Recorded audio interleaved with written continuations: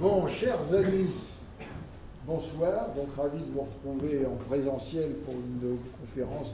On va en plus essayer de faire en mixte, distanciel et présentiel. Donc, c'est un peu une nouveauté dans notre système, mais ça passera bien puisqu'on a des experts en communication qui nous aident. Donc, vous savez que ici, chez Expert Active, nous nous intéressons depuis longtemps au problème d'énergie, que ce soit la captation du carbone, on a fait ça du CO2, on a fait du nucléaire, on a fait un certain nombre de choses. Aujourd'hui, l'énergie intéresse de plus en plus de monde, d'ailleurs, parce que nous avions un petit peu d'avance sur les préoccupations sociétales. Et quand on s'intéresse au problème de l'énergie, en gros, il y a quand même deux approches. La première, c'est s'intéresser aux sources d'énergie, donc le fossile, le nucléaire, le renouvelable, ce que vous voulez. Et la deuxième approche, c'est les vecteurs de l'énergie, comment on distribue l'énergie et comment on en fait profiter. Or, en particulier, pour tout ce qui touche à la mobilité, on se rend compte que le vecteur principal qu'on utilise aujourd'hui, qui est l'électricité, n'est pas toujours très commode en termes de mobilité. On ne sait pas stocker l'électricité, on la stocke mal, ça pose des difficultés. Donc, l'hydrogène apparaît comme étant un recours intéressant pour tout ce qui va toucher à la mobilité, pour pouvoir stocker l'électricité d'une certaine manière sous forme d'hydrogène. Et pour nous parler d'hydrogène, nous avons un expert qui est M. Jean-Paul Reich. M. Jean-Paul Reich a d'abord une carrière dans l'industrie gazière et électrique pendant 35 ans. Il était directeur scientifique chez Engie. À la fin. Ensuite, il était vice-président de l'association française pour les piles, pour l'hydrogène et les piles à combustible. La FIPAC qui s'appelle aujourd'hui France Hydrogène. Voilà. Et maintenant, il est consultant indépendant. Vous avez créé une société, si je comprends bien. Oui, ça c'est pour héberger les activités classiques. Les activités et conférencier dans ce domaine-là. Donc, c'est avec plaisir que je lui cède la parole. Écoutez. Et en gros, notre forme habituelle, c'est à peu près 3 quarts d'heure d'exposé. Et puis après, le plateau sera ouvert pour les questions. Et ensuite, on termine par un verre de l'amitié. Merci beaucoup. Écoutez, merci de m'accueillir pour cette intervention sur un sujet qui est devenu de haute actualité, puisque en fait, moi j'ai porté l'hydrogène chez Engie pendant à peu près entre 2010 et mon départ en 2017. Et je vais juste raconter une petite anecdote. En 2010, alors c'est 50 ans d'histoire de Stampango, et chez Engie, en gros, l'histoire de l'hydrogène, elle est arrivée par Gaz de France. Une des deux entreprises qui a créé avec la fusion ex-Suez, etc. Et en 2010, le groupe est en train de prendre une décision d'arrêter toute activité dans l'hydrogène. Toute activité. Je suis allé voir donc quelques membres du COMEX que je connaissais bien. Je leur ai dit c'est pas possible, on ne peut pas faire ça pour telle ou telle raison. Après un peu de discussion, ils m'ont fini par me dire ok, j'ai sauvé une petite équipe, un petit budget, et pendant 3 ans, on m'a dit qu'est-ce que tu dépenses de l'argent dans un truc sans avenir. C'était 2010-2013. 2013-2015, les mêmes personnes me disaient mais finalement tu as peut-être raison, mais c'est pour 2050. En 2015, Isabelle Kocher, qui préparait sa prise de fonction de directrice générale chez Engie, faisait le tour des COMEX, j'étais au COMEX Recherche, j'avais un quart d'heure pour lui parler d'hydrogène. Et Isabelle me dit, avant même que j'ai commencé mon exposé, elle me dit oh, l'hydrogène, mais c'est un sujet intéressant, mais c'est pour du très long terme. Et là, je dis à Isabelle, non, l'hydrogène, c'est pour demain matin, et les décisions stratégiques se prennent aujourd'hui. J'ai eu mon quart d'heure, il s'est écoulé 2 heures. Son assistante m'a rappelé, elle m'a dit « Isabelle Kocher souhaite avoir un entretien avec vous en tête-à-tête cette semaine. En gros, votre agenda, c'est le sien. » J'ai passé, l'heure a duré 1h30. Au bout d'une heure et demie, elle m'a dit « Bon, écoutez, on reprend rendez-vous la semaine prochaine dans le même format en tête-à-tête et voilà les 5 questions auxquelles je veux que vous m'apportiez une réponse. » Quand j'ai quitté Engie en 2017, la BU hydrogène était créée. Il y avait un key programme. En gros, l'histoire de l'hydrogène était partie chez Engie. Bon, j'aurais pu y rester. Bon, j'ai choisi de partir. J'ai choisi d'aller accompagner des startups, de devenir consultant, travailler pour la cause, entre guillemets. Et comme je disais aujourd'hui, ça fait 5 ans que j'ai quitté mes activités salariées de directeur scientifique chez Engie. Ne dites pas à ma femme que je suis en retraite. Je pense qu'elle ne vous croira pas. Voilà. Bon, ceci étant dit, on va rentrer dans le sujet. Et quand on parle d'hydrogène, je crois qu'on doit commencer par faire un peu le portrait robot de la vedette. Alors l'hydrogène, d'abord c'est un gaz très léger. C'est le plus léger, c'est le gaz le plus léger que l'on connaisse sur Terre. Il est inodore, il est incolore. Ce n'est pas un gaz à effet de serre. comme tous les gaz diatomiques, O2, N2, etc., il faut au moins 3 atomes pour être un gaz à effet de serre. Il se liquéfie à très basse température, 20 Kelvin, moins 253 degrés, 20 degrés au-dessus du zéro absolu. Il est non toxique, je crois que je l'ai déjà dit. Alors bien sûr, il présente une très large plage d'inflammabilité, puisque c'est à peu près entre 2,5... Ah, pardon, non, c'est dans l'autre sens. Voilà. Bon, ok, je vais faire attention. Il présente donc une très large plage d'inflammabilité, puisqu'on est à peu près entre 4 et 76% comparé aux 4-17% du méthane. Par contre, c'est un des gaz qui se diffuse à très grande vitesse dans l'air, ce qui fait que en fait, la zone dangereuse autour d'une fuite est très restreinte, parce qu'au-delà... C'est d'ailleurs, on en pourra en reparler, contrairement à ce qu'on croit, le gaz qu'adorent les pompiers dans les voitures, beaucoup moins dangereux que les batteries, beaucoup moins dangereux que le GPL, beaucoup moins dangereux que l'essence. Alors c'est là où j'ai une petite vidéo qu'on pourra regarder si vous voulez après, mais bon, voilà. Alors par contre, c'est un gaz, c'est le produit qui contient le plus d'énergie par kilo, puisqu'on est à peu près à 3 fois plus d'énergie que le gaz naturel, on est à 39 kWh par kilo. Par contre, comme c'est un gaz extrêmement léger, un normal mètre cube d'hydrogène contient 3 fois moins d'énergie que le gaz naturel. D'ailleurs, il se transporte par route, et j'ai mis les deux plaques. Ah, pardon, comment je peux effacer ce machin? La petite croix à droite. Ah, voilà. Glisser là. Est-ce qu'on peut?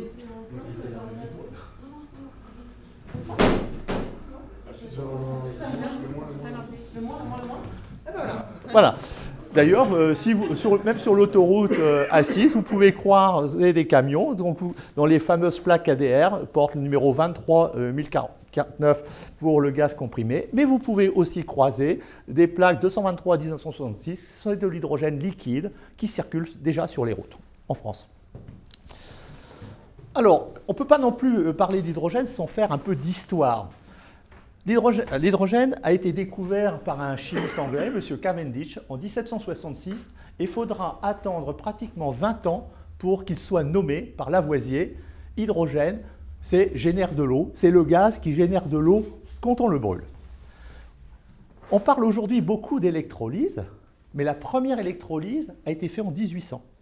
On a produit de l'hydrogène. C'était l'époque finalement où le principe de précaution, ça n'existait pas. Je faisais plein d'expériences. Je mettais 2 électrodes. De temps en temps, ça explosait. Hein. Il y avait quelques accidents. Mais on n'avait pas peur. Là, en mettant 2 électrodes dans une eau un peu acide, on obtenait de l'hydrogène. Et la première électrolyse a été découverte. Alors, on va voir, l'hydrogène énergie, c'est très peu développé. Mais, en fait, il a connu un âge d'or que peu de personnes savent, puisque... à partir du début du 19e siècle, s'est développé le gaz de ville. Alors, le gaz de ville, c'est produit comment? Fameuse usine à gaz, on fait réagir du charbon incandescent avec de l'eau. Et on obtient un gaz qui s'appelle le gaz de ville, qu'on a produit et distribué en France jusqu'au début des années 70. La dernière usine a fermé en 1973.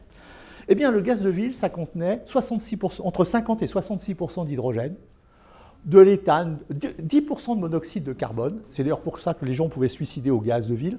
N'essayez pas de vous suicider au gaz naturel, ça ne marche pas. Vous avez toutes les chances de faire exploser l'appartement du voisin, parce que vous allez très vite dépasser le seuil. Et puis après, c'était un infâme mélange d'éthane, éthane, éthylène, etc. Mais c'était surtout 66% d'hydrogène. Et déjà à l'époque, le gaz n'était pas une énergie primaire, c'était dans ce cas un vecteur énergétique, comme l'est aujourd'hui l'électricité. C'est ce qui a permis de sortir le charbon des villes, avec toutes les nuisances environnementales de santé, et le ramener au bord des villes, en frontière, dans des usines à gaz. Donc en fait, l'hydrogène a connu son époque de gloire, parce que c'était le composant principal du gaz de ville. Et ça va durer globalement jusqu'en 1973. Alors, cet hydrogène énergie, dont on parle aujourd'hui comme finalement soit le vecteur ou l'énergie du futur, on reviendra dessus, en fait, il a déjà été mis en évidence par Jules Verne en 1974 dans L'île mystérieuse, et je vous invite à le relire, où il explique que l'hydrogène va remplacer le charbon, etc. Mais voilà. Là, il y a une étape extrêmement importante qui est 1911, les deux chimistes allemands, messieurs Haber et Bosch, réussissent la synthèse de l'ammoniac. Faut relire un peu les articles de cette époque. À cette époque, on pensait que la moitié de la planète allait mourir de faim. Parce que la nature ne sait pas exploiter l'azote de l'air. Seul l'azote organique, soit par la décomposition des plantes et des animaux, peuvent être utilisés comme fertilisants. Ça a d'ailleurs déclenché une vraie guerre avec des armes entre l'Argentine, le Chili, les États-Unis et l'Espagne pour le contrôle du Guéno. Ça s'appelle la guerre du Guéno, vous pouvez le relire. Messieurs Haber-Bosch réussissent la synthèse de l'ammoniac. Alors, soyons clairs, hein, messieurs Haber et Bosch n'étaient pas des enfants de cœur. Ils travaillaient sur les explosifs et les gaz de combat. N'empêche qu'en réussissant la synthèse de l'ammoniac, il a libéré le monde de ce problème de fertilisants. Et depuis la moitié du 19e siècle, on reviendra lorsqu'on parlera du vecteur ammoniac, depuis à peu près 1950, la courbe de croissance de production de l'ammoniac dans le monde est superposée à la croissance de la population mondiale. Alors quoi qu'on vous dise, sans ammoniac, sans engrais de synthèse, on ne peut pas nourrir 9 milliards d'habitants. Étape extrêmement importante. Alors, en 1937, il y a eu un accident, l'Hindenburg. Alors, tout le monde parle. À chaque fois qu'on parle d'hydrogène, de sécurité, on me dit l'Hindenburg. En fait, l'Hindenburg, il n'y est pour rien. L'hydrogène, il n'y est pour rien. Pourquoi? Parce que, d'abord, une flamme d'hydrogène, ça ne rayonne pas. C'est un jet de vapeur d'eau. Si madame était une flamme d'1 mégawatt d'hydrogène, je ne percevrais pas sa chaleur. Il n'y a qu'en traversant la flamme, excusez-moi, que je serais brûlé. C'est un jet de vapeur d'eau. En fait, l'Hindenburg, le vrai problème, c'était l'enveloppe qui était composée de cellulose et de poudre d'aluminium, c'est-à-dire c'était un solide digne des meilleurs carburants solides pour fuser. Et puis, c'était de l'altitude. On ne sait pas comment ça s'est allumé, mais cette étude a été montrée par les Américains. Et puis, en plus, la flamme d'hydrogène est très légère, donc elle a monté, elle ne rayonne pas, elle a brûlé personne. En fait, l'incendie de l'Hindenburg, entre nous, a arrangé énormément de monde, parce que c'était le moment où il y avait une guerre entre le plus lourd et le plus léger que l'air. L'incendie de l'Hindenburg a définitivement tranché, ce sont le plus lourd que l'air qui a gagné, donc les avions qu'on connaît aujourd'hui. Même de temps en temps, on reparle un peu de dirigeables, enfin, pour ça, autre chose. Alors, quand on regarde un petit peu, on va apparaître à partir de 1949 quelque chose qui est assez important, c'est le reformage catalytique, c'est-à-dire qu'on a commencé à apprendre à extraire l'hydrogène des hydrocarbures et notamment du gaz naturel en faisant ce qu'on appelle du steam reforming. On va le liquéfier dès 1961 et en fait c'est l'aérospatiale qui a tiré l'intérêt pour l'hydrogène liquide. Alors si on regarde un petit peu l'histoire, la mobilité, regardez, 1783, on a eu le premier ballon à hydrogène. Déjà l'hydrogène dans la mobilité. On a vu que l'électrolyse est apparue en 1800, mais la première pile à combustible a été réalisée en 1839. On a eu le premier véhicule hydrogène. En gros, ils utilisaient l'hydrogène dans un générateur de vapeur. Mais dès 1863, on a commencé à voir l'hydrogène utilisé comme carburant dans un moteur thermique. Et on continue. Or, l'Hindenburg, bien sûr, 1958, la première fusée de la NASA hydrogène liquide. Le premier véhicule à pile à combustible aujourd'hui, 1966, par Ford. 98, les sous-marins. Bon, aujourd'hui, ça reste un bon sujet. Les premiers sujets réservoirs à 700 bars, 2001. En 2003, sous l'ère Bush, les États-Unis mettent $1 milliard pour développer l'hydrogène. Après la découverte et la mise en exploitation du Shell Oil et Shell Gas, le soufflet va retomber. Ça revient, mais c'est un autre sujet. Et puis voilà, alors aujourd'hui, première application un peu industrielle, ça a été les fuel cells pour l'automobile, au JO de 2012. Voilà. OK. Même 2008. Peut-être. L'Africain, il y avait que tous les véhicules de l'organisation ont été C'est fort possible. Alors, maintenant, où trouve-t-on l'hydrogène?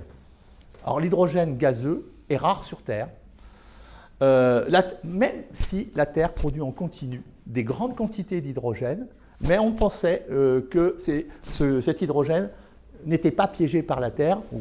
Quand il arrive à la surface, il part dans l'atmosphère et finit dans l'espace. En fait, bon, ce n'est pas l'objet de la conférence, donc je ne m'étarderai pas, sauf si on a des questions-réponses à la fin. En fait, depuis, les choses ont beaucoup changé. L'IFREMER a mis en évidence la production d'hydrogène tout le long de la dorsale, l'a quantifié.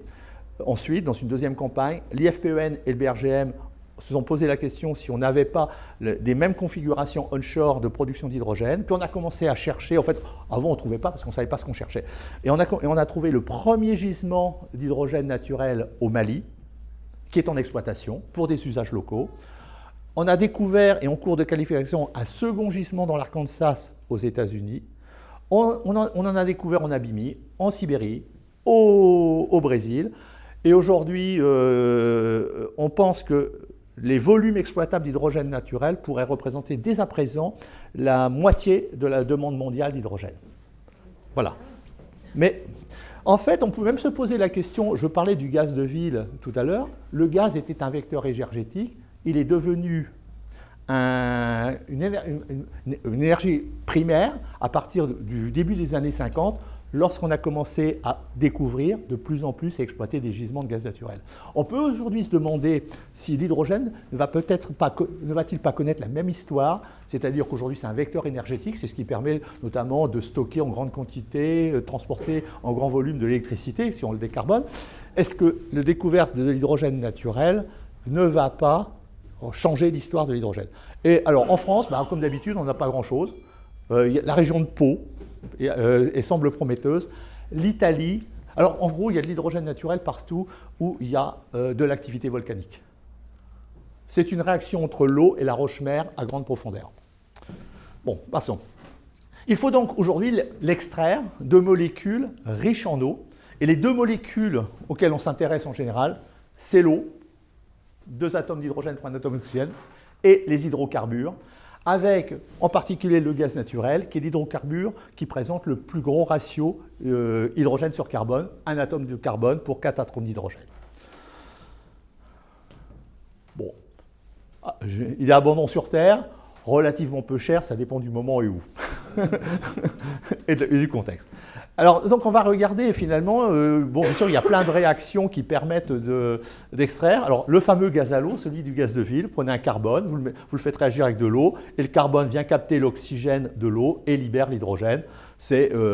Par contre, ça émet à peu près 20 kg de CO2 au kilo d'hydrogène. Le steam reforming, l'application la plus développée au monde, où on prend du méthane, on fait réagir avec de l'eau, on obtient de l'hydrogène et du CO2. Ce qui est intéressant dans cette équation, c'est que dans ce cas-là, le CH4, c'est un peu comme ce qu'est le concentré, est à l'hydrogène, ce que le concentré est au Coca-Cola.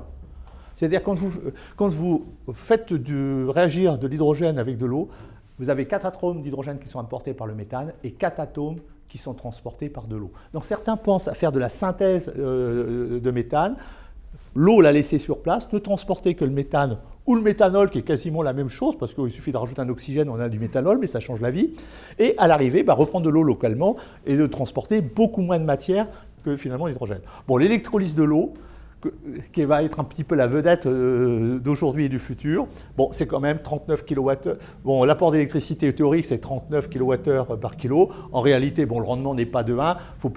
Les bonnes installations sont plutôt à 50-53 kWh par kilo pour des grosses installations et à 55 kWh par kilo pour des petites installations. Et puis, ne pas oublier le chlore.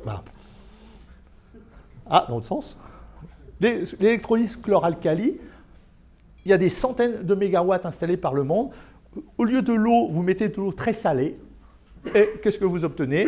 À la cathode, vous obtenez toujours de l'hydrogène. Et à l'anode, au lieu d'obtenir de l'oxygène, vous obtenez du chlore. Et c'est comme ça qu'est produit le chlore pour l'industrie. Vous avez des installations, vous appelez ThyssenKrupp, vous leur demandez une installation, ils vous livrent une installation de 400 MW dans 24 mois. Et c'est la première source d'hydrogène fatale industrielle. Alors en général, elle finit dans la chaudière pour faire de la vapeur pour l'usine chimique, à défaut de pouvoir le vendre à d'autres. Bon. On va continuer. Alors, si on regarde les utilisations historiques, et encore aujourd'hui, c'est essentiellement des utilisations industrielles. On s'intéresse à l'hydrogène en tant que molécule chimique, pas pour son contenu énergétique. On va y revenir pourquoi. Et si on regarde, bon, c'est un marché qui est de l'ordre de 60 millions de tonnes, 100 milliards de dollars de chiffre d'affaires, en croissance de 5 à 6%. En gros, ça croît à peu près comme la croissance économique mondiale. Alors ça varie d'une région à l'autre. L'essentiel de l'hydrogène est utilisé pour faire de l'ammoniac. On l'a évoqué. 53% de l'hydrogène produit dans le monde, plus de 50% de l'hydrogène produit dans le monde sert à faire de l'ammoniac. Ensuite, le raffinage. Parce que, bon, on raffine des pétroles de plus en plus lourds, et puis comme on a interdit les cycliques et on a ouvert les chaînes, il faut mettre de l'hydrogène au bout des chaînes. L'industrie chimique, alors méthanol, polymère, etc. Des agents de réduction. Alors ça, c'est un sujet en forte discussion. C'est agents réducteurs du minerai de fer, etc. etc. Il y a l'agroalimentaire qui est un très gros utilisateur d'hydrogène pour notamment fabriquer tout ce que vous connaissez, margarine, végétaline. Par hydrogénation d'huile, on obtient des matières grasses solides. Bon, ça a plus ou moins bonne réputation, mais bon, essentiellement pour l'alimentation animale. Et aujourd'hui, quand vous regardez un petit peu ce graphique que je dois à mes amis d'Air Liquide, ça, on a en abscisse le débit horaire, la bulle et les volumes du marché. On retrouve le raffinage, l'ammoniac, etc. Et la seule application énergétique dans tout ça, c'est l'aérospatial, c'est les fusées. Alors ça, c'est le passé. Alors pourquoi l'hydrogène énergie ne s'est jamais développé? Pour une raison assez simple en fait. C'est un gaz combustible. En gros, ça ressemble au gaz naturel. C'est pratiquement Canada Dry. L'hydrogène, c'est un gaz combustible comme le gaz naturel. Le seul avantage, c'est qu'il n'émet pas de CO2 quand on le brûle. Mais comme vous imaginez, on produisait l'essentiel de l'hydrogène avec du gaz naturel. Produire du gaz naturel pour le transformer en hydrogène, pour le brûler comme du gaz naturel, ça n'avait pas de sens. Donc ça ne s'est jamais développé. Alors bien entendu, aujourd'hui, qu'est-ce qui change la donne? D'une part parce que le fait qu'ils n'émettent pas de CO2 à la combustion, c'est quand même un intérêt. C'est quand même, autant c'est capter du CO2 sur une installation de production, autant aller le capter chez l'utilisateur final, c'est difficile. Deuxièmement, il est stockable en très grande quantité sur de longues périodes comme le gaz naturel. Et avec le développement d'énergies non programmables, variables, bon, je pense aux ENR, etc., et surtout transportables, parce qu'on va voir qu'il y a un petit problème de bilan énergétique pour l'Europe et pour ça. En fait, d'un seul coup, tout le monde s'intéresse à l'hydrogène. Alors, maintenant, si on regarde un peu donc, les marchés d'aujourd'hui, de demain, et les challenges. Bon, l'industrie, aujourd'hui, le vrai challenge, ce n'est pas un développement de la consommation d'hydrogène, sauf peut-être dans la sidérurgie comme agent de réducteur en remplacement du charbon. Il n'y a pas d'enjeu de croissance de la consommation d'hydrogène. L'objectif, c'est de le produire autrement pour réduire l'impact environnemental de sa fabrication. Comme je vous l'ai dit, quand on produit 1 kg d'hydrogène avec du méthane, par steam reforming, on y met 10 kg. 20 kg si on le fait avec du charbon. Si on le fait par électrolyse, ça permet de ramener les émissions de CO2 à zéro. Donc là, le vrai enjeu, c'est de produire cet hydrogène autrement pour réduire l'impact environnemental de sa fabrication. Alors, il peut y avoir des enjeux locaux, régionaux, de relocalisation. Il faut quand même savoir que comme l'hydrogène est produit à partir de gaz nat, et puis après on fait de l'ammoniac, et après on fait des ammonitrates, etc., la logique économique fait que cette production est remontée à l'amont pour venir s'adosser aux sources. Aujourd'hui, l'Europe dépend beaucoup de la Russie pour ses approvisionnements en engrais. Je vous laisse imaginer le problème que ça nous pose aujourd'hui. Donc c'est un défi économique, bien sûr, parce qu'on va introduire des chaînes de fabrication plus longues. Quand vous faites de l'hydrogène avec du gaz nat, vous êtes à peu près à 1,50 € le kilo, même un peu moins, ça dépend que vous trouvez sur la chaîne. Aujourd'hui, on ne sait pas faire... et encore, ça, ce slide a été écrit avant la guerre de l'Ukraine, etc.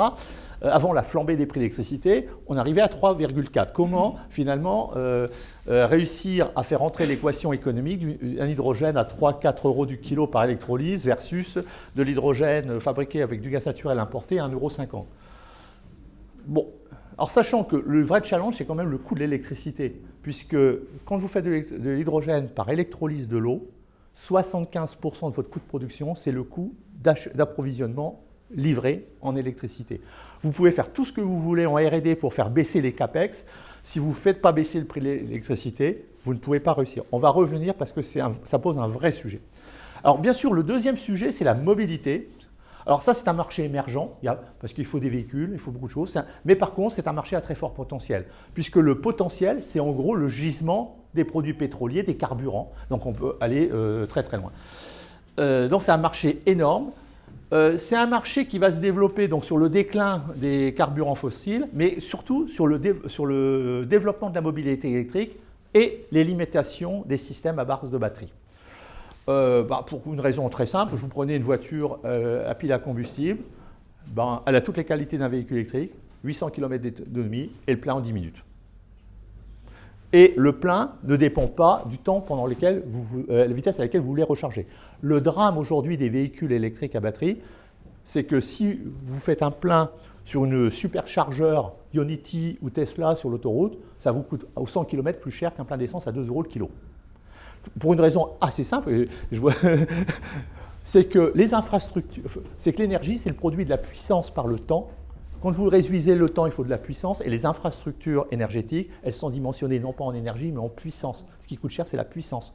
Donc, quoi que vous fassiez, plus vous voulez recharger, alors vous aurez des batteries qu'on peut recharger en 10 minutes, ça, on va y arriver, mais n'empêche que quand vous allez venir vous brancher et que vous allez vouloir le faire en 10 minutes, vous allez mobiliser énormément de ressources, de cuivre, de câbles, et ça, la recharge rapide va toujours coûter très cher. Je vais essayer de ne pas me casser la figure. Regardez l'autre jour sur l'autoroute, le prix, c'est 6,5 fois le prix des heures creuses. Oui, moi j'ai des amis qui m'envoient régulièrement leurs notes de chargeurs rapides parce que c'est quand même un sujet auquel je me suis attaqué. J'ai même écrit un post dans LinkedIn qui dit la voiture électrique, source de fracture sociale. Soit vous êtes riche, vous avez une grosse voiture et vous pouvez vous payer une charge rapide, soit vous êtes pauvre et vous devrez avoir une petite voiture que vous rechargerez la nuit pas cher en 8 heures à la maison. Donc, après on peut en débattre longtemps. Alors, ne me faites pas dire que je suis anti-batterie, c'est faux. Je me bats contre les personnes qui aujourd'hui essaient de me convaincre qu'on peut tout faire avec des batteries. En fait, le véhicule de demain, il sera hybride.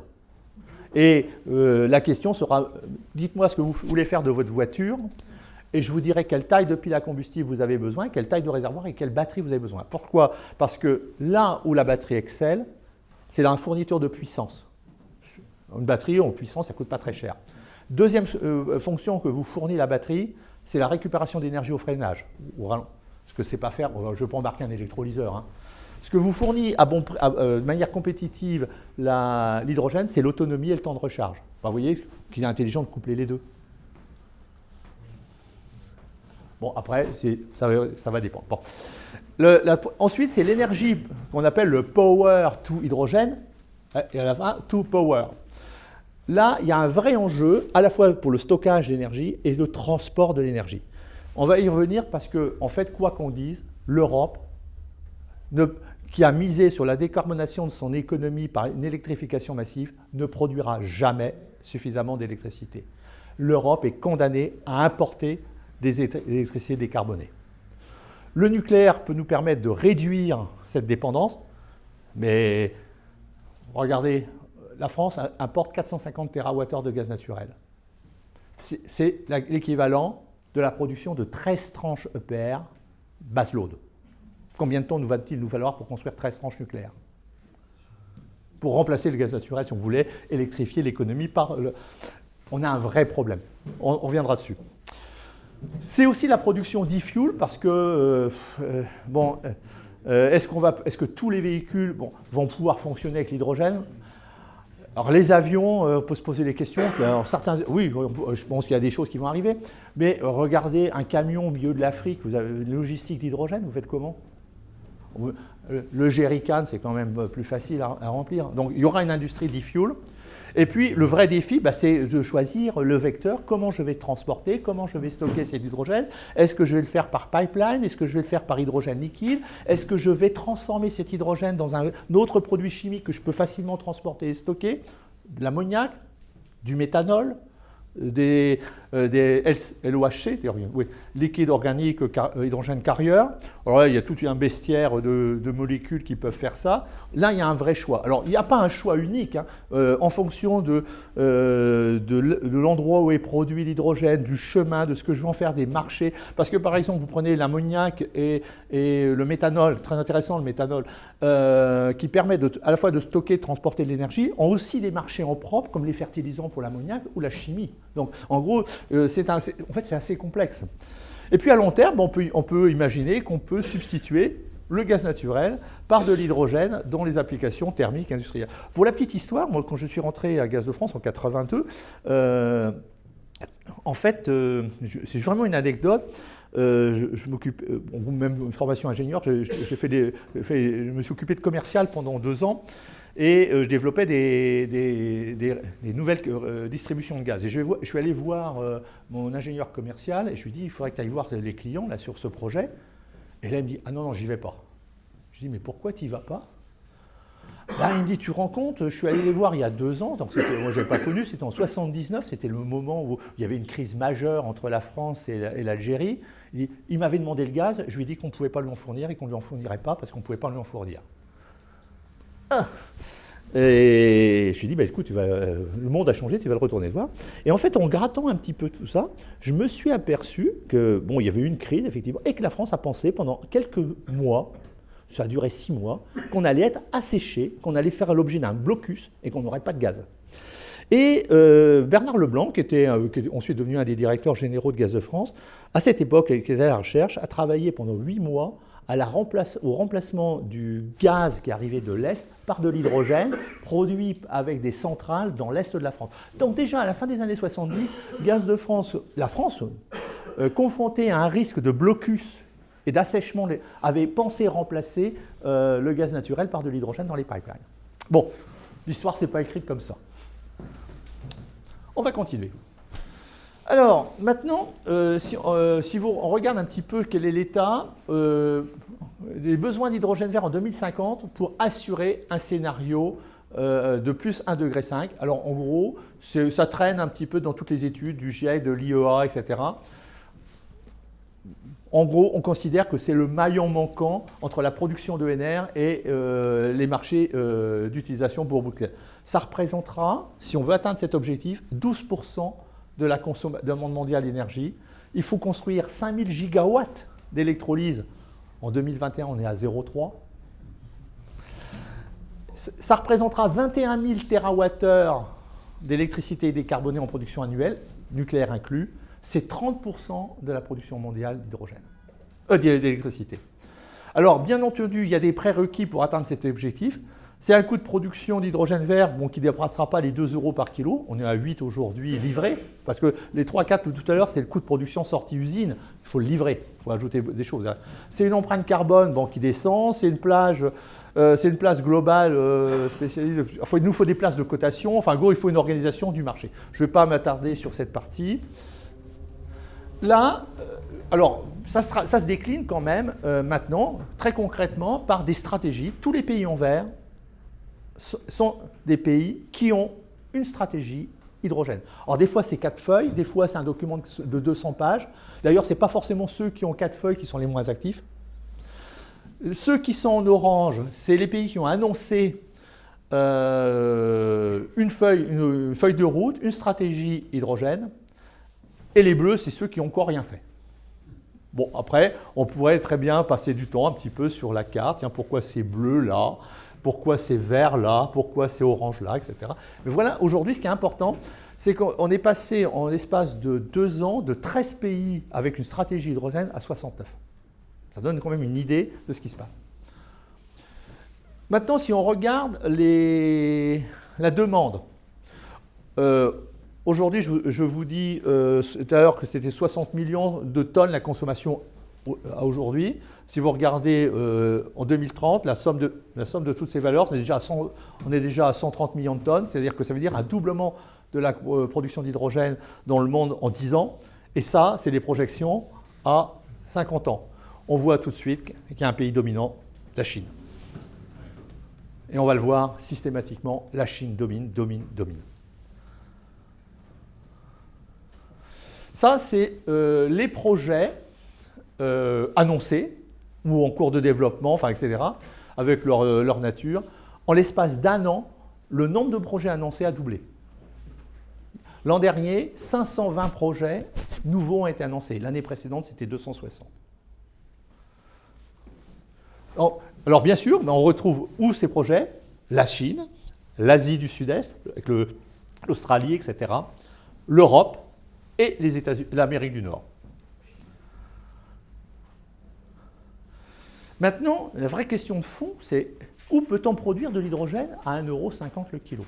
Alors ça, c'est une étude de l'IRENA. Ben, bien sûr, l'Afrique du Sud, l'Afrique de manière générale, subsaharienne, le Moyen-Orient, l'Asie, l'Australie, les États-Unis, l'Amérique latine. L'Europe, pas beaucoup. Alors pourquoi? C'est simple, hein. Il faut superposer cette carte aux ressources solaires et éoliennes. On voit à peu près où est le soleil, on voit à peu près où est le vent. Voilà. En gros, il nous reste le nucléaire en Europe. Si on refuse le nucléaire, l'hydrogène ne sera pas produit en Europe.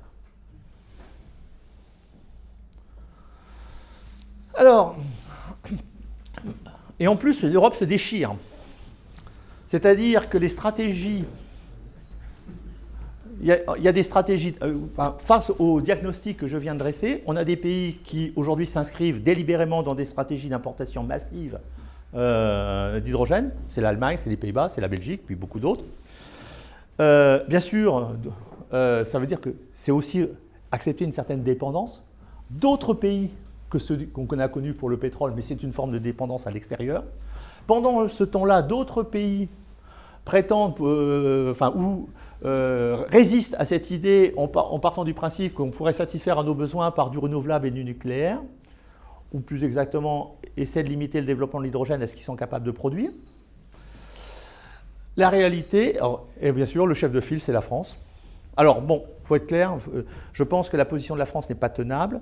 La position du gouvernement s'inscrit dans un agenda politique sur un dossier très, très, très difficile, qui est le dossier d'EDF. Lorsque ce dossier sera réglé, je pense que la France... Et je pense qu'il va falloir le faire vite parce que le blocage de la France qui dit « moi je suis contre les pipelines qui traverseront, etc., contre l'importation d'hydrogène, etc. », c'est que déjà aujourd'hui, des pays comme l'Espagne, l'Italie, l'Autriche, l'Allemagne sont en train de s'organiser pour contourner géographiquement la France et isoler la France. C'est-à-dire que quand on va se réveiller, ça risque d'être extrêmement douloureux. On aura perdu. L'Europe a perdu la bataille du solaire au profit de l'Asie. La France a perdu la bataille de l'éolien au profit de ses voisins. Nous avions des atouts sur l'hydrogène.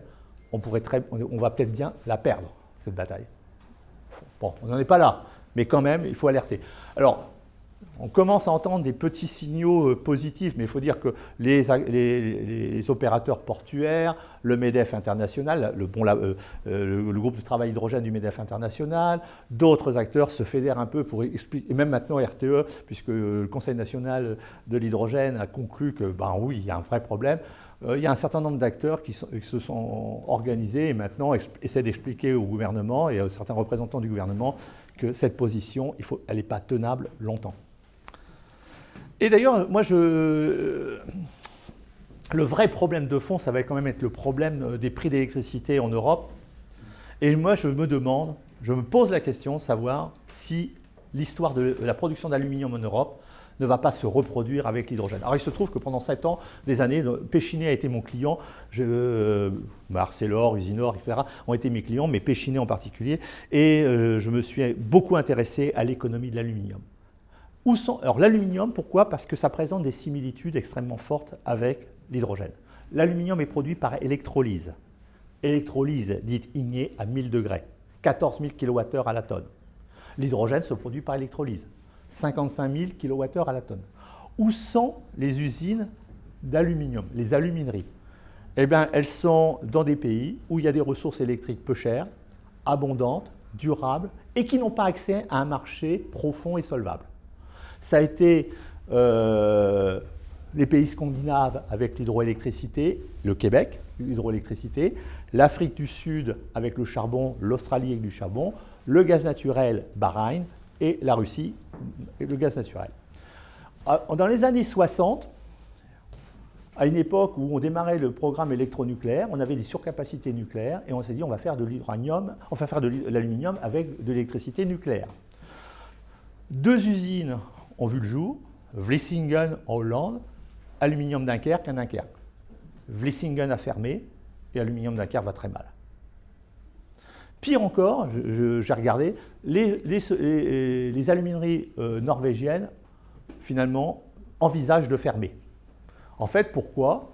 Parce que l'aluminium est dans un contexte extrêmement concurrentiel, que les producteurs d'aluminium ont trouvé un moment. Alors, le nucléaire ne s'est pas développé comme on l'espérait. Hein. La surcapacité, bon, en gros, elle s'est résorbée et ça n'a pas connu de développement.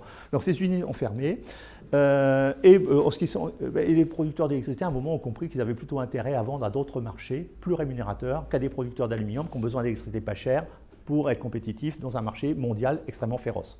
La compétition est extrêmement féroce. Est-ce que ça ne va pas se reproduire pour l'hydrogène? Est-ce qu'on ne va pas importer l'hydrogène, fatalement, depuis des régions du monde où il est beaucoup plus économique de le produire? Celle que j'ai présentée en amont. Quand vous pensez que sur le fleuve Congo, c'est un serpent de mer, il y a un projet de 40 000 mégawatts hydrauliques, 2 fois les 3 gorges. Qu'est-ce que vous voulez faire de 40 000 mégawatts sur le fleuve Congo? La consommation, elle n'est pas là. Hein. Ils vont faire de l'ammoniac, ils vont peut-être faire de l'hydrogène liquide. En gros, il va être exporté. Ils parlaient même de faire de l'aluminium. Alors, en fait, là, ce n'est pas exactement ce qui se passait, parce que, comme je vous dis, j'étais chez Péchinet, enfin, mon client était Péchinet, j'ai beaucoup travaillé. Dans les années 80, quand on trouvait un gisement, soit de gaz loin de tout, ou un gisement d'électricité loin de tout, en fait, on ne se posait pas de questions. On faisait de l'aluminium. Parce que l'alumine, ça se transporte dans un bateau, un vraquier, gérer un truc à 100 000 $ avec un équipage de Philippins, ça ne coûte rien. L'aluminium, ça se transporte facilement, hein, avec des plaques. Maintenant, aujourd'hui, on se pose la question, est-ce que je fais de l'aluminium ou est-ce que je fais de l'hydrogène?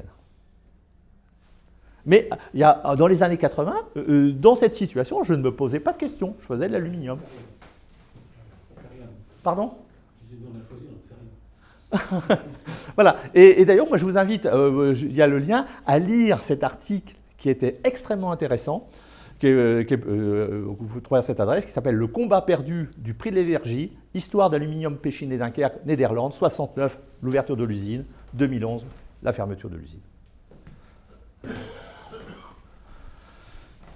Bon, d'accord. Donc, en fait, quoi qu'on dise, on anticipe clairement que l'hydrogène sera massivement importé depuis des régions favorables. Alors bien sûr, des routes vont se mettre en place et voilà un petit peu une vision de ce que pourraient être les grandes chaînes. Alors bien sûr, en gros ça ressemble un peu au gaz naturel, une zone Asie, une zone Europe, une zone Amérique latine avec des connexions avec l'Amérique du Nord, des connexions avec l'Europe et le Middle East également connecté avec l'Europe.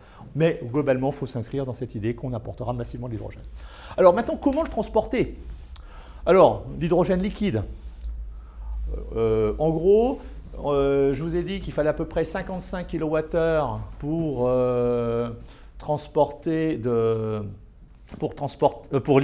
produire de l'hydrogène. Il faut rajouter, alors il y a les usines anciennes, il fallait rajouter 15 kWh pour le liquéfier. Les usines actuelles qui démarrent sont à peu près à 10 kWh par kilo. Les futures usines seront à 7,5. Donc l'enjeu énergétique est relativement assez faible. Et puis il fallait trouver une justification économique à la liquéfaction. Bon, c'est très peu développé en Europe, mais ça s'est beaucoup développé aux États-Unis. 85% de l'hydrogène transporté aux États-Unis par voie ferrée ou par route est liquide. Pourquoi? Parce que à chaque fois il fallait trouver une justification économique à l'opération de liquéfaction. Aux États-Unis, très vite, on l'a trouvé par la logistique routière. En Europe, l'Europe est assez ramassée. Vous faites 1500 km, vous avez traversé la moitié de l'Europe, vous avez trouvé sur le chemin une autre source d'hydrogène. Ce qui change la donne, c'est la mobilité. Pourquoi? Parce que quand vous voulez... parce que l'industrie n'a pas besoin de pression, 15 bars ça suffit, hein, un réseau interne d'une usine c'est 15 bars. Quoi. Quand vous voulez remplir des réservoirs à 700 bars et qu'il faut comprimer le gaz à 900 bars, vous voyez tout de suite c'est beaucoup plus facile de mettre en pression un liquide, c'est une pompe, même si c'est une pompe cryo à 20 Kelvin, qui coûte cher, C'est quand même beaucoup plus facile de mettre en pression un liquide à 900 bars que de comprimer un gaz aussi léger que que l'hydrogène. Deuxièmement, quand vous voulez remplir un réservoir d'un véhicule à 700 bars, il faut réfrigérer l'hydrogène à moins 40 degrés Celsius. Pourquoi ? Parce que ces réservoirs sont en polymère, c'est des types 4, en gros une membrane isolante et ensuite 40 mm de fibres de carbone, Kevlar et autres.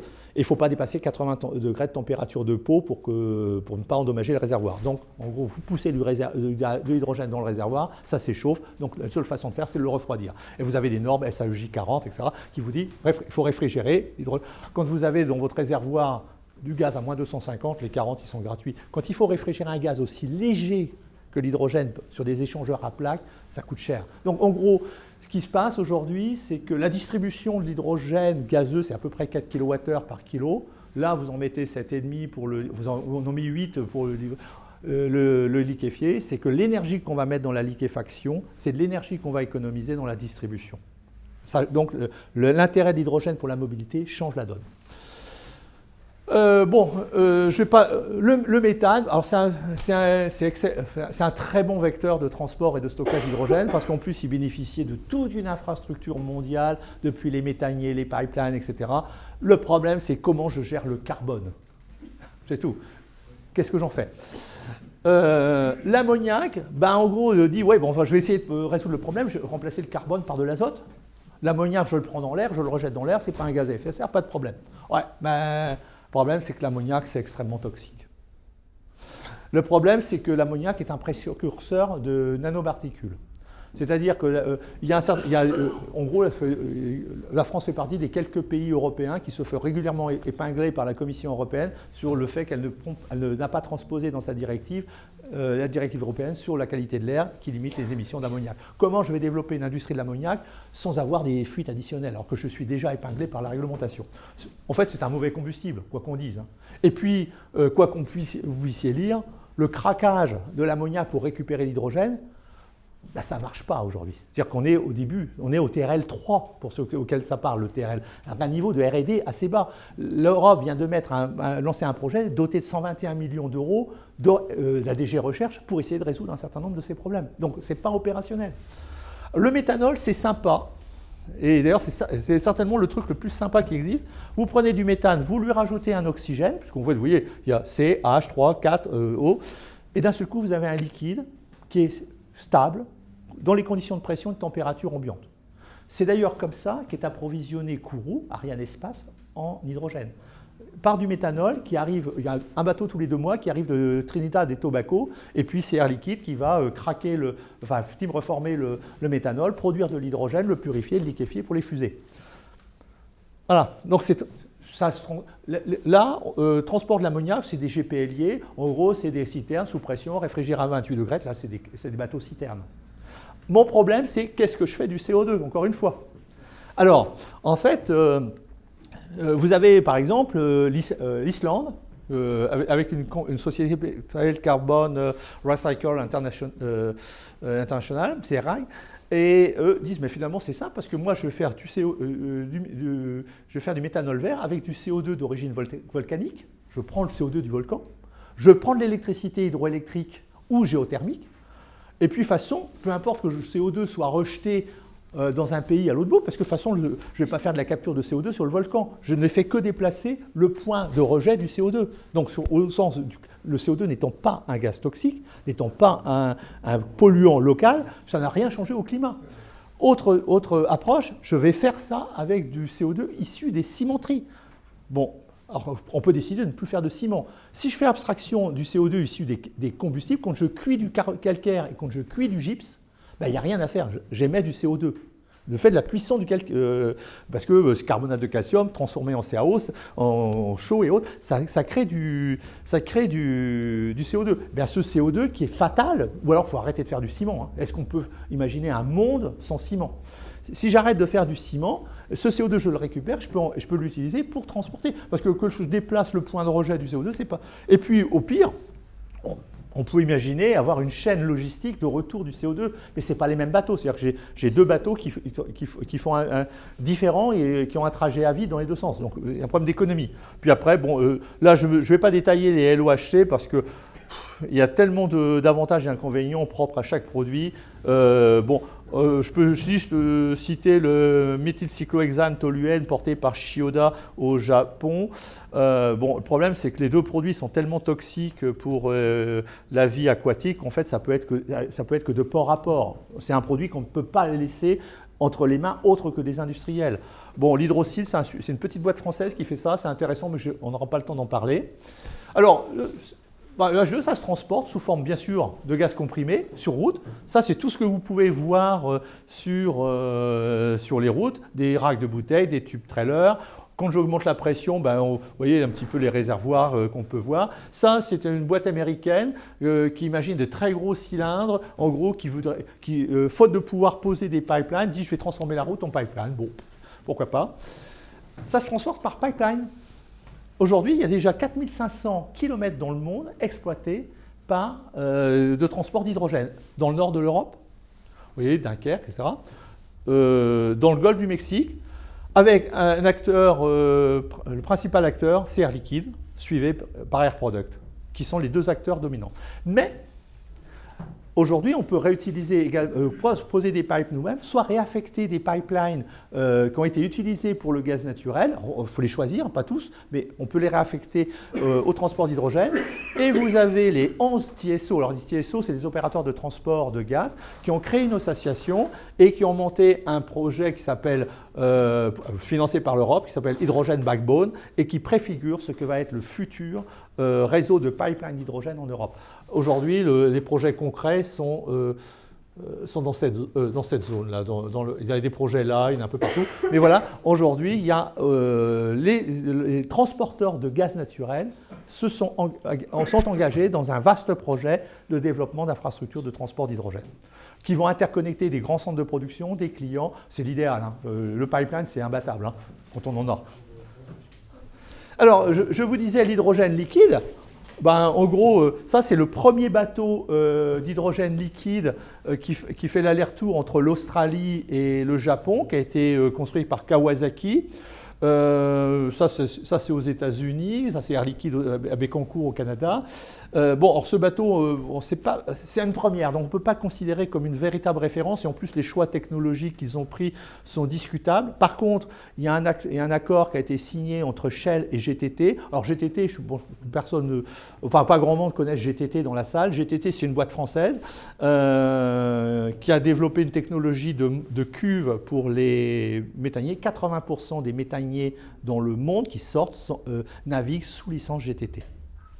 Et donc Shell et GTT se sont associés pour développer un bateau spécialisé sur la base des membranes GTT. En gros, la grosse différence, soit vous mettez des cuves dans le bateau, soit vous utilisez le bateau comme structure et vous lui venez lui coller des isolants pour faire des cuves.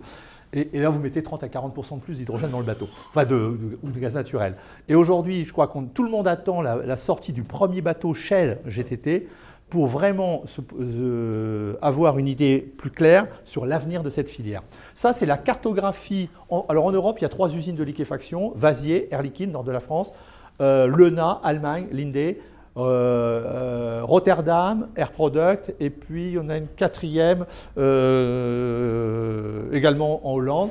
Ça, c'est les capacités aujourd'hui opérationnelles en tonnes par jour aux États-Unis. Alors bien sûr, principalement sur l'Est, mais également sur l'Ouest. Donc 80%, comme je le disais, de l'hydrogène. Donc en fait, le LH2, c'est un truc qui existe. Aujourd'hui, d'ailleurs, vous pourrez lire un petit peu le LH2, 20 Kelvin, les bateaux, c'est pas possible, ça marchera jamais, etc. etc. Moi, ça m'amuse beaucoup parce que, je n'ai pas connu cette époque, mais quand je suis rentré en 1980 chez Gaz de France, j'ai eu la chance de connaître les équipes qui ont développé le GNL, les premiers bateaux. Et à l'époque, on lisait exactement la même chose. Le gaz liquide à moins 160 Kelvin, ça marchera jamais. Enfin, ça marchera jamais. À moins 160 degrés, etc., ça marchera jamais, etc. Regardez aujourd'hui ce qu'est l'industrie du GNL. Et pourquoi ça s'est développé à l'époque? Parce qu'il y avait 2 équipes de fous dans le monde. Une équipe qui était chez Gaz de France, une équipe aux États-Unis qui ont cru et soutenu à l'époque par les pouvoirs publics. Ça se stocke exactement comme le gaz naturel. dans des cavités salines. Et d'ailleurs, Air Liquide exploite le premier grand stockage d'hydrogène dans une cavité saline aux États-Unis.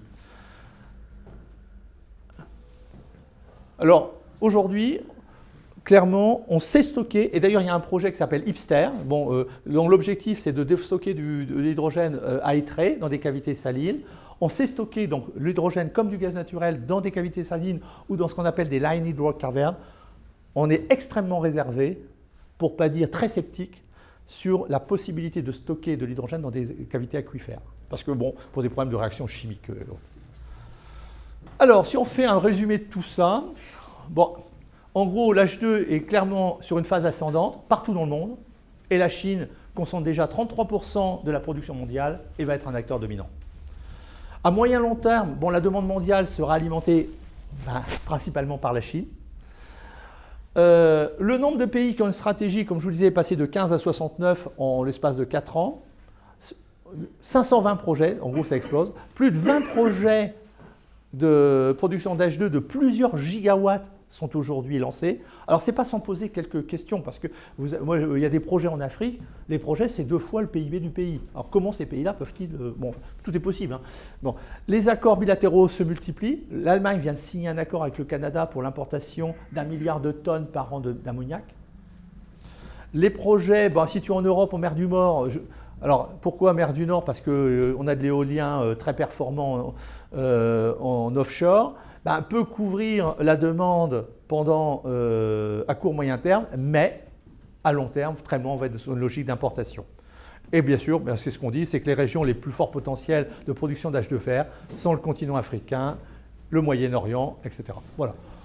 Alors voilà un peu, j'aurais une roadmap de ce qu'on... alors ça c'est une source, donc Hydrogen Council McKinsey. Voilà un peu la roadmap qui a été imaginée de ce qui pourrait se produire. Mais tout peut aller plus vite ou s'arrêter, mais là on voit plutôt sur une phase d'accélération. Tous les véhicules qui sont sur cette photo sont des réalités, sauf les 2 avions qui sont une vue d'artiste, mais tous les autres véhicules existent et roulent. Et d'ailleurs avec une position très forte d'Alstom Transport sur le ferroviaire hydrogène. D'ailleurs, il y a une chose assez marrante, vous êtes en France, moi je l'ai vécu d'assez près, vous mettez dans une salle Alstom et la SNCF, on arrive à se parler. Vous mettez Alstom, une région, ça arrive à se parler. Vous mettez une région et la SNCF, on arrive à se parler. Vous mettez les 3 dans la salle, c'est déjà extrêmement compliqué. Et quand vous êtes en Ile-de-France, vous mettez Hidalgo et Pécresse dans la salle et on ne fait plus rien. Je sais que je suis enregistré, mais j'assume.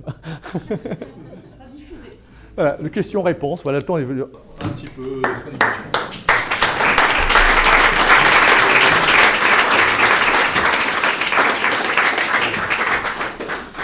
Merci beaucoup. Donc on va avoir le temps de quelques questions. Je vais utiliser mon privilège pour poser une question qui m'intéresse. Oui.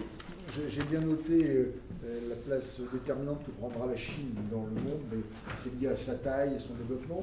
Sa dynamique, oui. On peut parler de l'Inde, qui est aussi un pays à fort développement, et pourquoi ? En fait, l'Inde a un potentiel très important. Simplement, pour le moment, ils sont un peu en retrait sur la dynamique. Mais objectivement, en fait, l'Inde n'est pas inactive. Contrairement, il y a pas mal de projets hydrogène en Inde. Mais ils sont moins leaders sur le sujet. Ils sont moins leaders, voilà. Okay. Mais l'histoire peut s'écrire autrement. Bien sûr. Question. Alors. La Chine produit l'hydrogène comment ?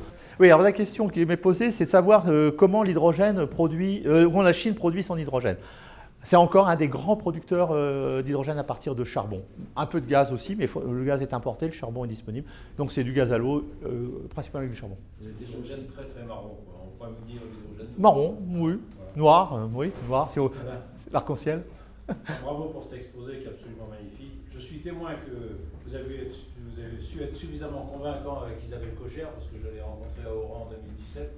Et puis en discutant, on s'est retrouvé à parler d'hydrogène. Elle m'a envoyé un fascicule, je suis certain que vous y avez lourdement participé. C'est possible. Sur l'hydrogène. Alors j'ai une petite réflexion quand même sur le transport par pipe. D'ailleurs, je crois que vous l'avez dit à juste titre. en tant qu'ancien responsable sécurité chez Total, j'avais vu un rapport d'une explosion dans une raffinerie aux États-Unis due à la fragilisation de l'acier. Alors, oui. Ça, c'est un point important. Alors, il faut bien choisir son acier. Alors, bien choisir son acier. Alors, paradoxalement, lorsqu'il s'agit de convertir... Alors, si vous faites un pipeline nouveau, vous pouvez choisir votre acier. Mais, en fait, moi, je vais travailler pendant 5 ans sur les risques technologiques majeurs liés au transport de gaz par canalisation. Notamment, c'était dans les années 80, où le SARSKI, qui était le département risque du ministère de l'Industrie, voulait harmoniser les réglementations de transport de gaz naturel et d'hydrogène. Donc, a confié à Air Liquide une étude de danger sur un hydrogénoduc dans la vallée de la Chimie. Et nous, on a apporté le gazoduc de la vallée du Grésivaudan entre Grenoble et Chambéry. Et à cette époque, on a travaillé finalement ensemble. En gros, si vous voulez transporter l'hydrogène, il n'y a rien de mieux qu'un très bon acier à fer et les ânes riche en carbone. Alors, le problème, alors qu'est-ce que ça veut dire? Ça veut dire que globalement, tous les pipelines qui ont été posés jusqu'au milieu des années 70 vont bien pour le transport d'hydrogène. On peut les récupérer et ils sont assez riches en carbone. À partir des années 70, on a commencé dans le grand transport de gaz à augmenter la taille des pipelines, le diamètre. Pour faire ça, parce que plus on augmente la taille, plus l'épaisseur d'acier croît, plus les tubes sont lourds, plus ils sont chers à transporter, plus ils sont difficiles à souder, plus ils sont difficiles à cindrer. Donc on est allé vers des aciers de plus en plus alliés pour réduire les épaisseurs. Et je peux vous dire que les pipes qu'on a posés depuis 25 ans, en gros, ils ne peuvent pas transporter d'hydrogène pur. Il faudra les chemiser. Il y a des techniques, il y a plein de techniques, mais on ne peut pas prendre le pipe. Mais finalement, c'est une assez bonne nouvelle parce que finalement, les vieux pipes, c'est ceux qui sont économiquement les plus obsolètes. Ça vient un siècle et demi. Si vous avez fait une bonne protection cathodique, si vous l'avez bien entretenu, c'est increvable. Bien sûr. J'ai une question du point de vue économique. Parce que oui. Chez Total, en 2004, déjà, moi j'ai demandé à Christophe de Margerie, par exemple, je disais, mais dis donc, pourquoi on ne pourrait pas se lancer sur l'hydrogène? Il disait, laisse tomber, ça coûte beaucoup trop cher. Mais ma question maintenant, c'est quand on voit les dégâts que causent des dégâts climatiques terribles, qui se chiffrent maintenant en centaines de milliards de dollars, est-ce que vraiment le critère économique va rester important, ou est-ce qu'au contraire on ne va pas chercher justement des financements et faire marcher l'hélicoptère bonnet pour justement financer ces projets-là, à votre avis? Aujourd'hui, je suis obligé de vous dire que la dynamique, elle va dans ce sens.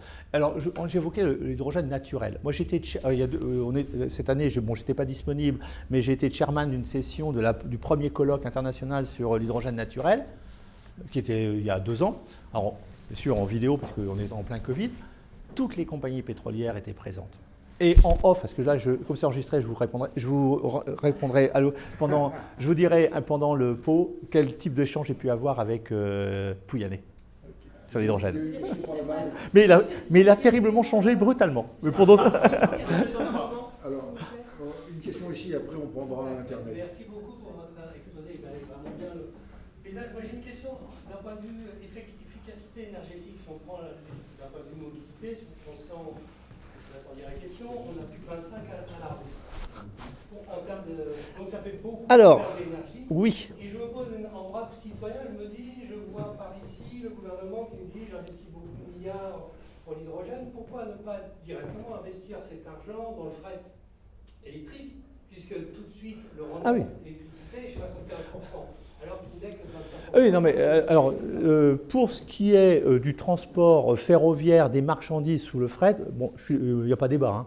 Mais le problème, c'est que le transport ferroviaire électrifié de la marchandise, c'est ce qu'il y a de plus compétitif. Sauf que la réalité, c'est qu'il y a quand même beaucoup de camions.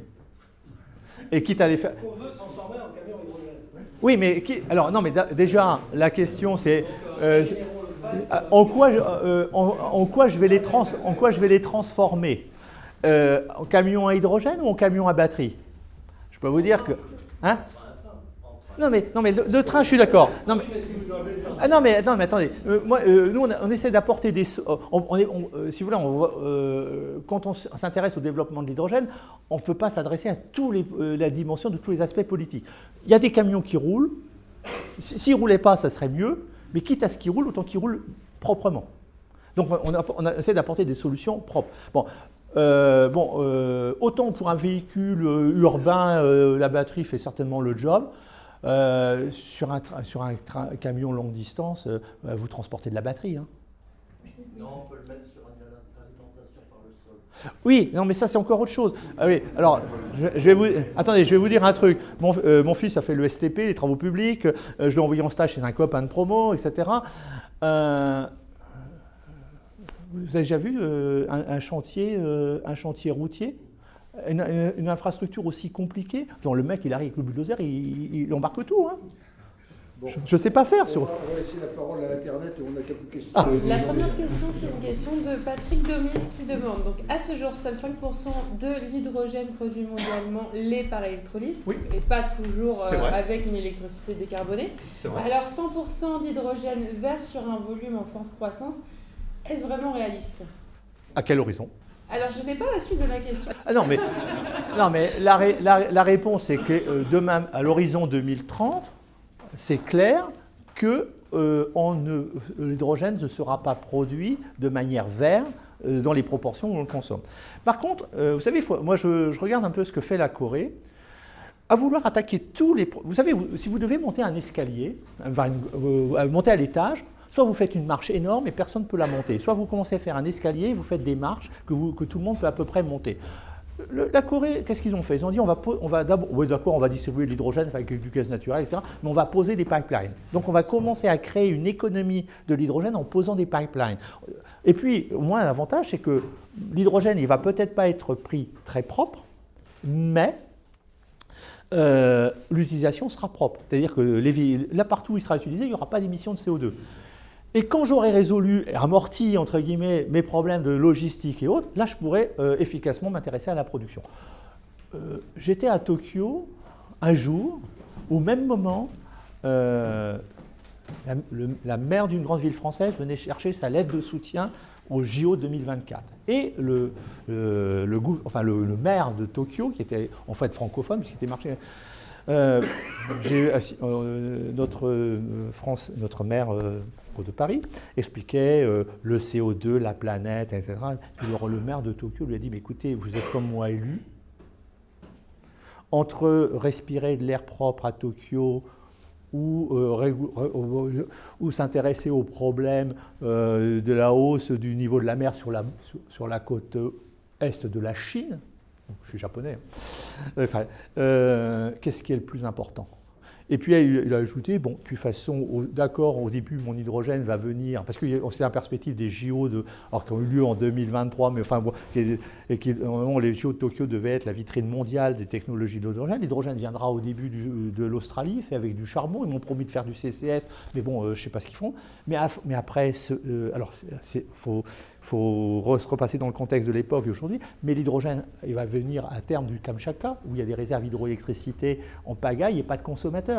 Puis on a parti, il faudra peut-être acheter des sous-marins parce que la mer de Chine, c'est pas sûr.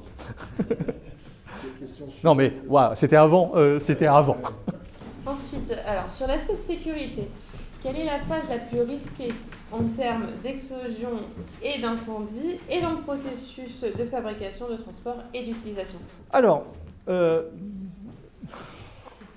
d'abord, si vous regardez l'accidentologie, en fait, la base de données d'accidents, il y a très peu d'accidents avec l'hydrogène. Bon, alors ne me parlez pas de Fukushima, c'était pas fait pour faire de l'hydrogène. Et entre nous, si les Japonais avaient laissé partir l'hydrogène avec un peu de radioactivité, ils auraient eu certainement beaucoup moins de conséquences. Bon, c'est pas fait pour. Non, il y a très peu d'accidents. Bon, j'avais un petit film, j'aurais pu vous montrer. En fait, comme je vous le disais, comme l'hydrogène est un gaz très léger qui diffuse extrêmement vite dans l'air, vous n'avez pas de zone latex autour d'un électrolyseur parce que ça monte. En fait, le seul problème avec l'hydrogène, c'est les accumulations dans des espaces confinés, dans la zone. Et même dans un parking, les pompiers ne sont pas du tout inquiets par les véhicules hydrogène. Ils veulent juste que le ciel des bâtiments, il n'y ait pas de zone d'ignition, d'inflammation.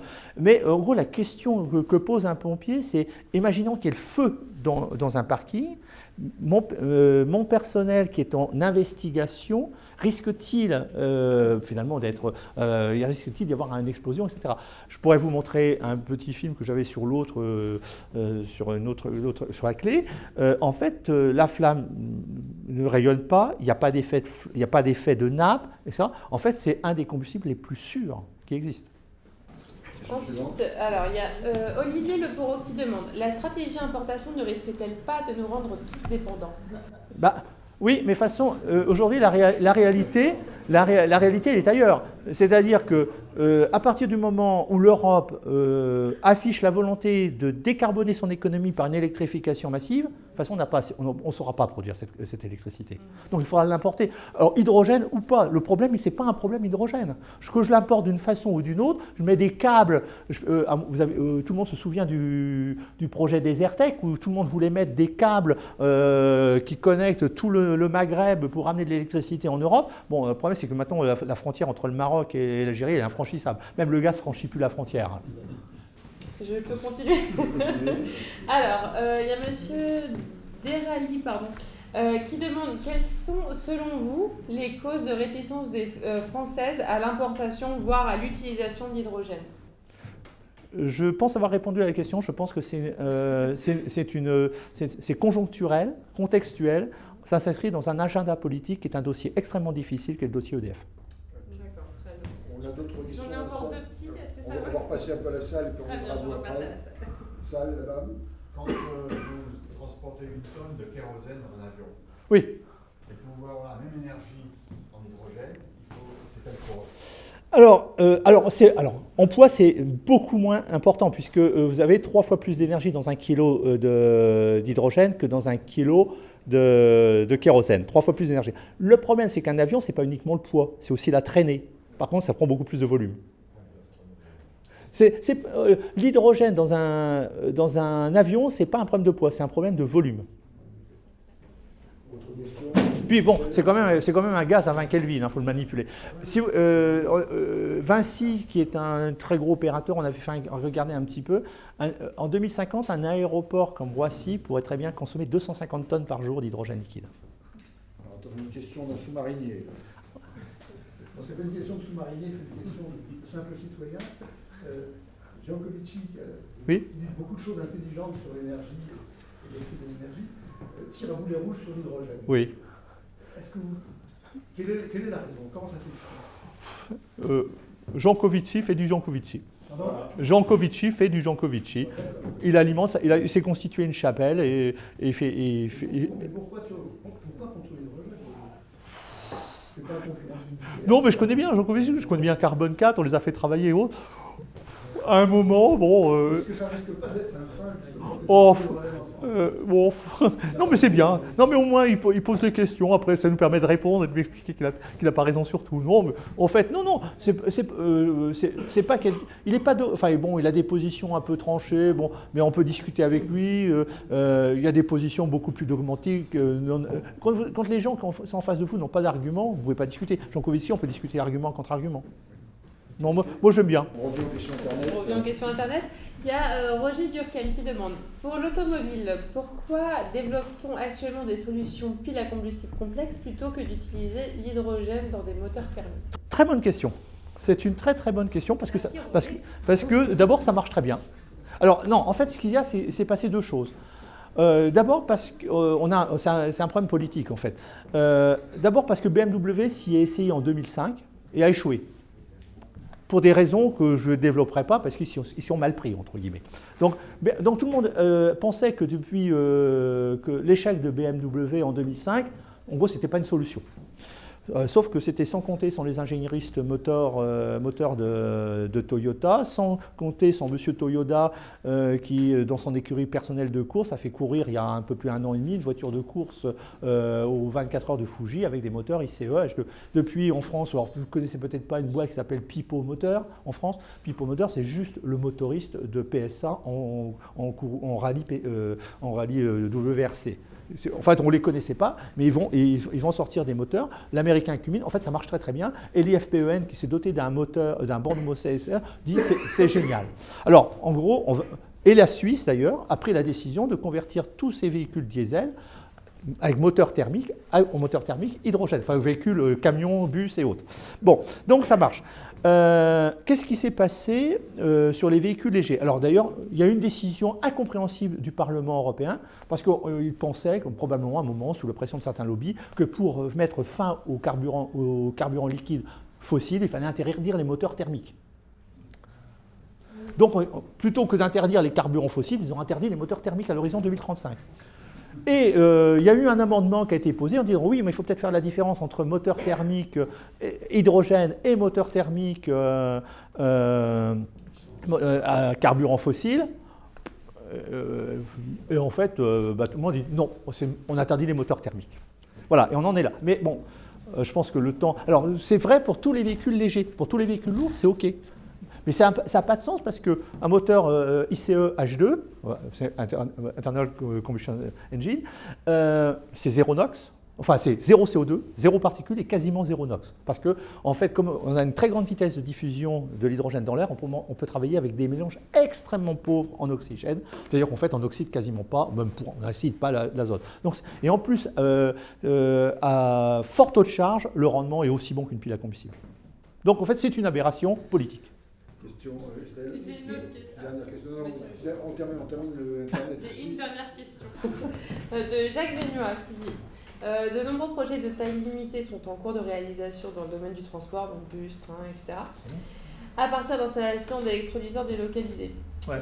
Vous n'évoquez pas ces installations décentralisées. C'est quoi votre avis à ce propos? Non. Alors, parce que, si vous voulez, je reviens sur le coût de production d'hydrogène par électrolyse.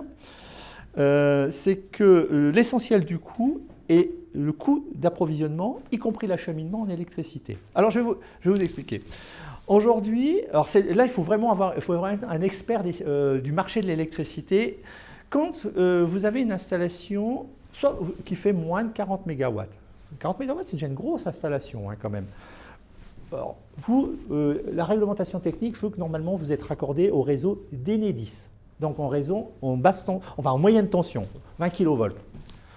Au-delà de 40 MW, vous êtes raccordé sur le réseau de transport de RTE. OK. Et vous avez un truc qui s'appelle le TURP, le tarif d'utilisation du réseau public d'électricité, c'est le tarif d'acheminement, qui est plus la tension est basse, plus le coût d'acheminement de l'électricité est élevé. Mais pire, double peine, c'est que quand vous êtes raccordé au réseau de transport, vous pouvez prétendre au statut d'électro-intensif et bénéficier d'une réduction de TURP. Et la production d'hydrogène, un électrolyseur coche toutes les cases de l'électro-intensivité. Donc vous êtes sur le RTE, vous pouvez avoir entre 60 et 90% de TURP. Quand vous êtes raccordé sur le réseau Enedis, vous avez un TURP plus cher et vous n'avez aucune chance d'exonération, enfin de réduction du TURP. Alors théoriquement, ce n'est pas une exonération, c'est une réduction contrepartie d'un service rendu au réseau. Bilan, si vous êtes raccordé au réseau de distribution, vous n'êtes pas compétitif. Alors en fait, il y a une astuce pour faire ça. Si vous avez une petite installation, vous allez voir un industriel gros, raccordé au réseau de transport d'électricité, et vous lui dites, tu es raccordé au réseau RTE, je vais me raccorder sur ton poste comme consommateur en décompte, ce qui est tout à fait normal, et donc je vais bénéficier de ta tension de raccordement. Et même si je fais 2 MW, j'aurai le droit à ma réduction de TURP. En gros, bon, encore une fois, est-ce que c'est quelque chose de pérenne? Est-ce que ça a du sens? Aujourd'hui, la production décentralisée à petite échelle n'est pas compétitive parce que l'électricité est trop chère et le coût d'acheminement est beaucoup trop cher. Je vous propose de prendre encore peut-être une question et puis de continuer en buvant un verre. Est-ce qu'il y a une dernière question? Quelqu'un, un remords quelque chose qui... Pour la COP27, il y a quelque chose de prévu. Pour la COP27, il y a quelque chose de prévu, des recommandations qui sont Je ne sais pas répondre à votre question. Mais je ne sais pas répondre. Donc ça clôt le débat. Merci encore.